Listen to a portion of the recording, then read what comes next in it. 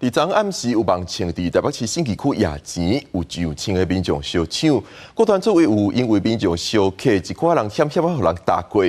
这个网称今仔日到派出所做笔录，而且回实咧。警方表示，这有可能违反刑法的妨害公众往来安全罪，已经移请台北市地检署侦办。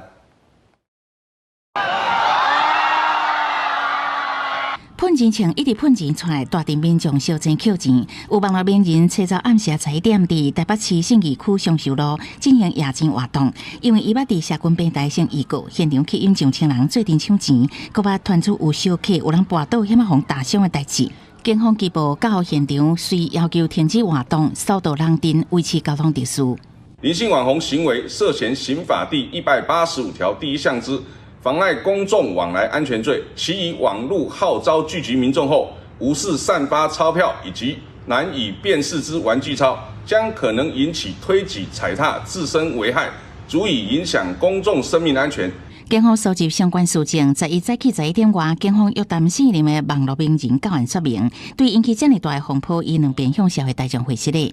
我本意没有恶意，但是我不知道这么多人来，所以再次跟社会大众、所有媒体朋友还有派出所们道歉，好吗？谢谢大家，我鞠个躬了。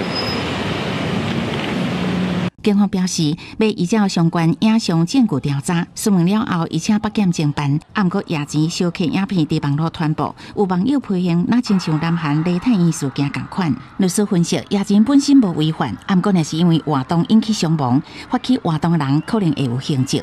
刑法对这样的一个你去阻塞公共场合逃生的通道而自身危险的话，那我们是可以处3年以下有期徒刑。因为现场传出有人扣着假钱，律师就讲夜真钱无代志，不过夜假钱可能就触犯刑法196条第2项，名义知影是伪造、变造的通用货币、纸票、银行券，也是照做，或者是想要使用搁摕别人，安尼当罚15000块以下罚金。记者综合报道。